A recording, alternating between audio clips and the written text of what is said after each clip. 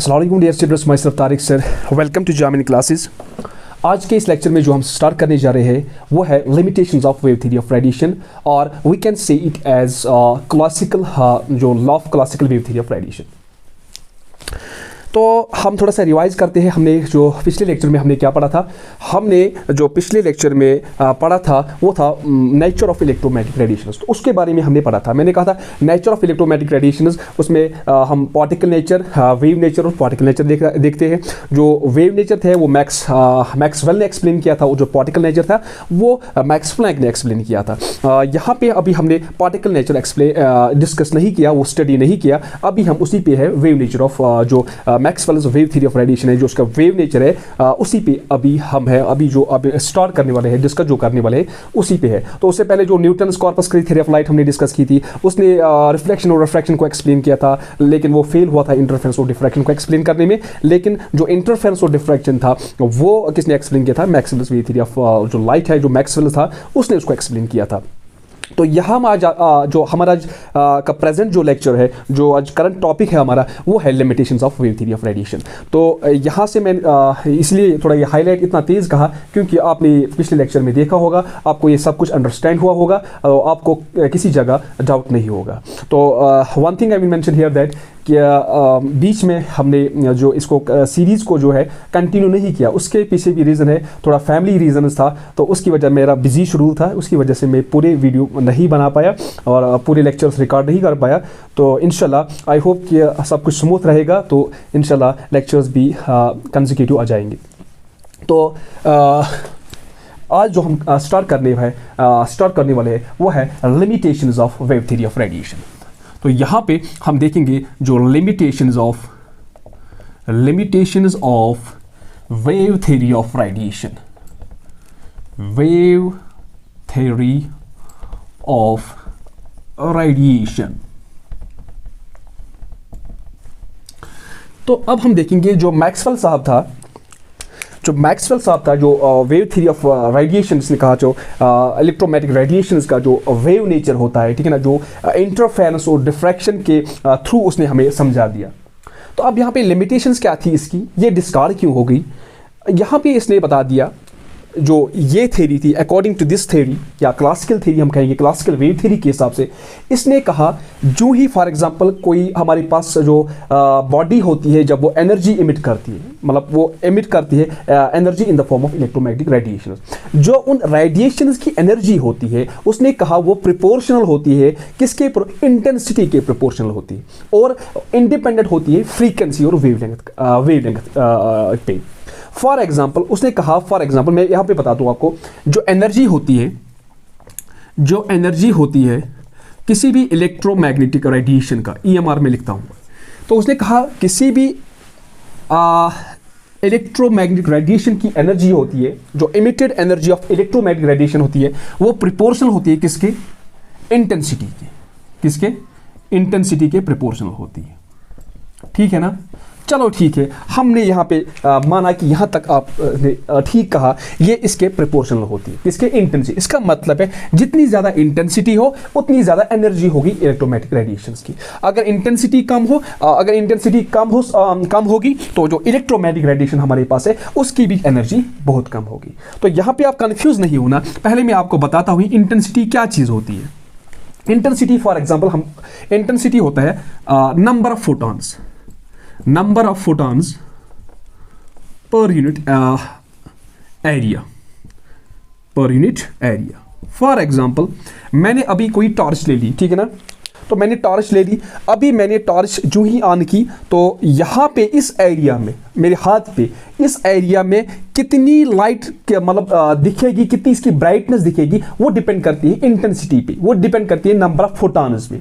मैंने कहा जो इलेक्ट्रोमैग्नेटिक रेडिएशन हम पढ़ेंगे आगे, जो अभी जो मैक्स प्लैंक साहब है, उसने हमें जो पार्टिकल नेचर समझा दिया, उसमें वो कहता है जो इलेक्ट्रोमैग्नेटिक रेडिएशन होती है वो हमारे पास पैकेट्स में आती है, उनको हम क्वांटा बोलते हैं या क्वांटम बोलते हैं, लेकिन इन केस ऑफ लाइट इनको फोटॉन्स बोलते हैं।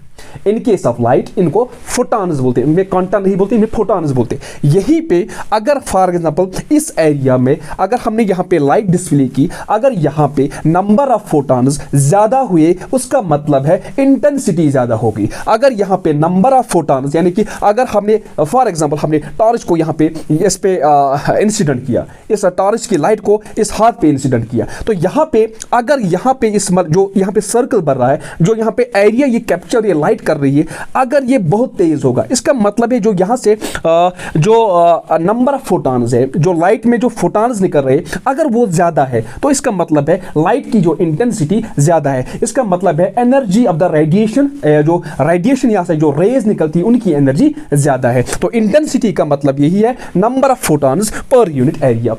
फॉर एग्जाम्पल मैंने टॉर्च को अब जो बटन है उसका मैंने इसको स्लो कर दिया, अब मैं थोड़ा इसको पीछे कर दिया, तो आप देखोगे वहां पे आपको डिम लाइट फोकस हो जाएगी। तो उसका मतलब है जो नंबर ऑफ फोटॉन्स वहां पे है उस सरफेस एरिया में जो नंबर ऑफ फोटॉन्स वो बहुत कम है। तो इसीलिए तो लाइट की जो इंटेंसिटी है, लाइट की जो ब्राइटनेस है वो भी हमें कम दिखाई देती है। तो यहाँ पे इंटेंसिटी वही चीज होती है कि फॉर एग्जाम्पल इंटेंसिटी उस चीज को हम बोलेंगे जहां पे number of photons per unit area होंगे ज्यादा होंगे। जितनी ज्यादा होंगी उतनी ज्यादा इंटेंसिटी होगी, जितनी कम होगी उतनी ज्यादा कम होगी। तो यहां पे जो इसने कहा क्या किसका नाम ले रहा था, मैक्सवेल साहब की जो हम लिमिटेशंस पढ़ रहे हैं ना, उसने कहा जो एनर्जी होती है इलेक्ट्रोमैग्नेटिक, जब एक रेडिएशन एक एनर्जी इमिट करता है in the form of electromagnetic radiation, तो इस जो रेडिएशन की जो एनर्जी होती है वो प्रोपोर्शनल होती है इंटेंसिटी की।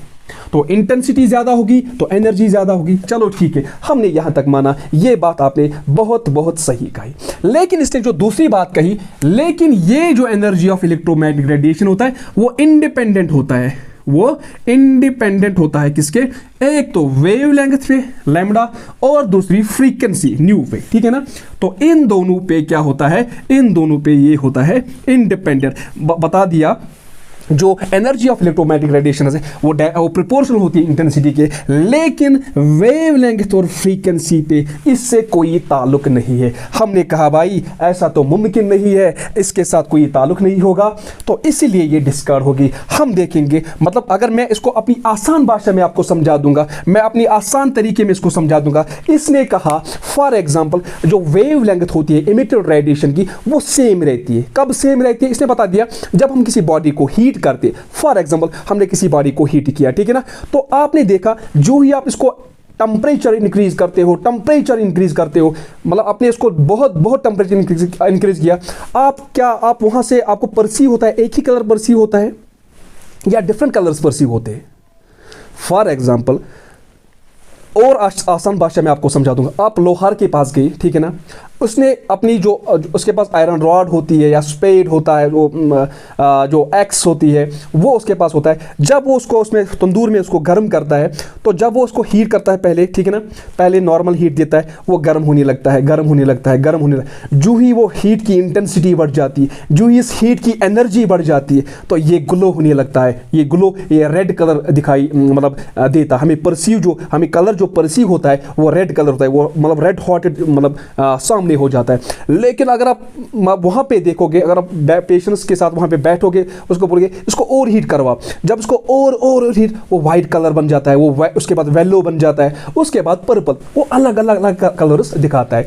लेकिन जो मैक्सवेल साहब था, इसने कहा जब हम किसी बॉडी को हीट करते हैं तो उसका मतलब यही है ना, जो एनर्जी ऑफ इलेक्ट्रोमैग्नेटिक रेडिएशन होती है वो प्रोपोर्शनल टू इंटेंसिटी होती है, लेकिन वेवलेंथ और फ्रीक्वेंसी पे कोई ताल्लुक इसके साथ नहीं होता है। हमने कहा भाई ये बात गलत है। लेकिन अगर आप किसी बॉडी को हीट करोगे, कंटिन्यूसली एनर्जी दे दोगे, कंटिन्यूसली सप्लाई ऑफ मतलब heat is also a form of energy, हमने इसको एनर्जी दे दी, ये कह रहा है कि इसकी जो वेवलेंथ है वो सेम रहती है। तो इसका मतलब है जो बॉडी है वो एक ही कलर थ्रू आउट, आप कितनी भी एनर्जी सप्लाई करो, आप कितनी भी हीट एनर्जी इसको सप्लाई करो, लेकिन जो इसका कलर है वो सेम रहेगा। बट एक्चुअली हमने कहा भाई साहब, but actually this is not the case, जो ये कलर है ये थ्रू आउट सेम नहीं रहता है। तो हम जो आगे पढ़ेंगे ये जो कलर है ये किस पे डिपेंड करता है, ठीक है ना, ये कैसे इसको मतलब ये कैसे धीरे धीरे कलर चेंज होता है, ये क्या इंटेंसिटी पे डिपेंड करता है, ये क्या वेवलेंथ पे डिपेंड करता है, ये क्या फ्रीक्वेंसी पे डिपेंड करता है, वो हम आगे पढ़ेंगे। तो हमने वहां पे इसको कहा भाई ऐसा ये मुमकिन नहीं है, तो इसीलिए इसकी जो थ्योरी थी वो फेल हो गई। तो इसके बाद आ गया मैक्स प्लैंक, तो उसने हमें समझा दिया, मैक्स प्लैंक साहब ने समझा दिया हमें, इसका जो कंसेप्ट है वो समझा दिया थ्रू ब्लैक बॉडी रेडिएशन, ठीक है ना। उसके बाद हम फोटो इलेक्ट्रिक इफेक्ट पढ़ेंगे। तो यहाँ पे जो लिमिटेशन है for example black body radiation और फोटो इलेक्ट्रिक इफेक्ट जो हम पढ़ने वाले हैं वो इसको सपोर्ट, इस थ्योरी को सपोर्ट नहीं कर रहे। हाँ, यहाँ पे अगर हम सिग्निफिकेंस इसकी देखेंगे, जो Maxwell's wave theory of radiation की सिग्निफिकेंस देखेंगे, इसने हमें बता दिया, इसने हमें एक्सप्लेन करवाया प्रोपगेशन ऑफ द वेव कैसे चलती है, इसने हमें एक्सप्लेन किया क्या कलर ऑफ थोड़ा वेव, इसने हमें एक्सप्लेन किया क्या, इसने हमें एक्सप्लेन किया propagation of the wave, colour of the wave. तो ये चीजें इसने एक्सप्लेन हमें कर दी। और वेवलेंथ, फ्रीक्वेंसी, ये चीज़ें उसने बता दी, यहाँ पे एक्सप्लेन किया। ये तीन चीज़ें इसने एक्सप्लेन की। अगर हम सिग्निफिकेंस पे जाएंगे, एक तो propagation of the wave, propagation of the electromagnetic radiations या colour of the electromagnetic radiations या इंटरफेरेंस और डिफ्रैक्शन को इसने एक्सप्लेन किया, ठीक है ना। तो ये थी इसकी सिग्निफिकेंस। अगर लिमिटेशन पे आएंगे हम, लिमिटेशन में इसने बता दिया जो एनर्जी होती है वो प्रोपोर्शनल टू इंटेंसिटी होती है, यानी कि और इंडिपेंडेंट होती है किस पे, वेवलेंथ और फ्रीक्वेंसी के इंडिपेंडेंट होती है। तो हम अगर इसको आसान भाषा में हम समझा देंगे, इसने कहा जो वेवलेंथ एक इमिटेड रेडिएशन की होती है वो क्या सेम थ्रू आउट रहती है, लेकिन जब हम बॉडी को किसी को हीट करते हैं, इसने कहा colour remains same through out, वो मतलब एक ही मतलब कलर, वो बॉडी एक ही कलर दिखाती है, कितना भी आप एनर्जी को यहां बढ़ा दोगे। हाँ, इंटेंसिटी बढ़ जाएगी, लाइट एनर्जी की इंटेंसिटी, नंबर ऑफ फोटॉन्स वो बढ़ जाएंगे, हैं वो बढ़ जाएंगे, लेकिन कलर में कोई फर्क नहीं आ जाएगी। हमने कहा भाई ऐसा पॉसिबल नहीं है, तो इसीलिए फेल हो गया, ठीक है ना। तो फिर ब्लैक बॉडी रेडिएशन इसके बाद आ गया, जो मैक्स प्लैंक साहब ने उसको हमें समझा दिया थ्रू जो लाइट का जो इस लाइट का पार्टिकल नेचर होता है, जिसको हम Planck's quantum theory of radiation भी बोलते हैं, या Planck's quantum theory of radiation या particle nature of electromagnetic radiation भी बोलते हैं। तो जो ब्लैक बॉडी रेडिएशन थी वो इसको सपोर्ट नहीं करती थी, इस थ्योरी को, या फोटो इलेक्ट्रिक इफेक्ट इस मैक्सवेल्स वेव थ्योरी को सपोर्ट नहीं करती थी। वो नहीं कहती थी कि जो हमारे पास जो रेडिएशन होता है उनका वेव नेचर होता है। ये जो ब्लैक बॉडी रेडिएशन, ये जो फोटो इलेक्ट्रिक इफेक्ट, ये क्या कह रही थी, इनका जो पार्टिकल नेचर होता था, ठीक है ना। तो अभी हम देखेंगे, लेकिन जो ब्लैक बॉडी यहाँ ध्यान रखना, जो ब्लैक बॉडी रेडिएशन था ये मैक्स प्लैंक साहब ने इसको एक्सप्लेन करवाया, ठीक है ना। इसलिए फिर उसने थ्योरेटिकली एक मतलब एक पोस्टुलेट्स बता दिए जो इसके साथ मैच हो रहे थे, तो इसलिए वो सक्सेसफुल हुआ। उसके बाद उसको उस पे नोबेल प्राइज दिया गया। तो ब्लैक बॉडी रेडिएशन में क्या, ब्लैक बॉडी रेडिएशन के केस में हम ये चीज़ देखेंगे नेक्स्ट लेक्चर में, ब्लैक बॉडी रेडिएशन। एक्चुअली यहाँ पे हमने सिग्निफिकेंस और लिमिटेशंस की बात की, जो किसकी थी, वेव थ्योरी ऑफ रेडिएशन, या हम कहेंगे limitation of classical wave theory of radiation. तो हमने देखा यहाँ पे जो वेव थ्योरी ऑफ रेडिएशन उसने एक्सप्लेन किया इंटरफेरेंस और डिफ्रैक्शन को, लेकिन it failed to explain black body radiation, photo electric effect, और भी एक चीज़ थी यानी कि variation of heat capacity of solids as a function of temperature, इसको एक्सप्लेन करने में फेल हुआ, या लाइन स्पेक्ट्रा ऑफ एटम्स उसको एक्सप्लेन करने में फेल हुआ, ठीक है ना। यहां पे हमने इसकी अभी सिग्निफिकेंस देखी, अभी इसका लिमिटेशन देखा। तो ये लिमिटेशन में जो इसका ब्लैक बॉडी रेडिएशन या फोटो इलेक्ट्रिक इफेक्ट जो उसको सपोर्ट नहीं कर पाती है, तो नेक्स्ट लेक्चर में हम पहले जो है ब्लैक बॉडी रेडिएशन को डिस्कस करेंगे, उसके बाद फोटो इलेक्ट्रिक इफेक्ट को डिस्कस करेंगे। आज के लेक्चर में हम यहीं पे इसको कंक्लूड करते हैं। Thanks for watching.